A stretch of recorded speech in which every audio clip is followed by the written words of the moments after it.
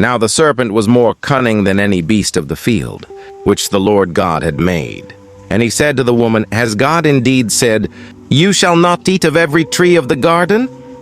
And the woman said to the serpent, We may eat the fruit of the trees of the garden, but of the fruit of the tree which is in the midst of the garden, God has said, You shall not eat it, nor shall you touch it, lest you die.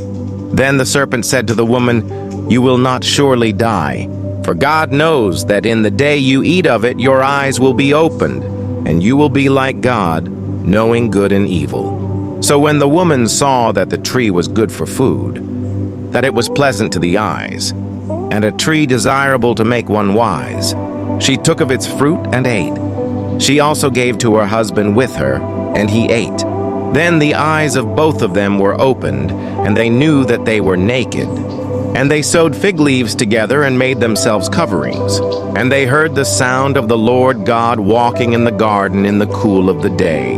And Adam and his wife hid themselves from the presence of the Lord God among the trees of the garden. Then the Lord God called to Adam and said to him, Where are you?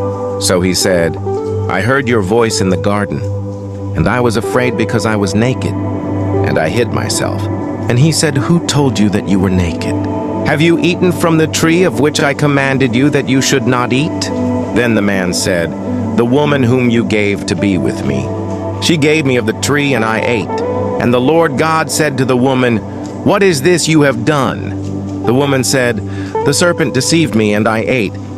So the Lord God said to the serpent, Because you have done this, you are cursed more than all cattle, and more than every beast of the field.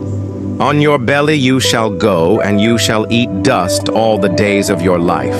And I will put enmity between you and the woman, and between your seed and her seed. He shall bruise your head, and you shall bruise his heel. To the woman he said, I will greatly multiply your sorrow and your conception. In pain you shall bring forth children. Your desire shall be for your husband, and he shall rule over you. Then to Adam he said, Because you have heeded the voice of your wife, and have eaten from the tree of which I commanded you, saying, You shall not eat of it. Cursed is the ground for your sake. In toil you shall eat of it all the days of your life. Both thorns and thistles it shall bring forth for you, and you shall eat the herb of the field. In the sweat of your face you shall eat bread till you return to the ground, for out of it you were taken.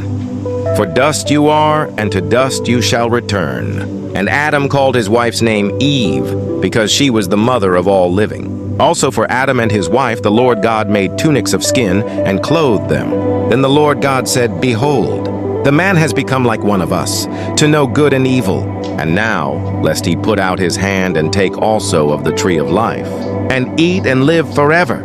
Therefore the Lord God sent him out of the garden of Eden to till the ground from which he was taken. So he drove out the man, and he placed cherubim at the east of the garden of Eden, and a flaming sword which turned every way, to guard the way to the tree of life.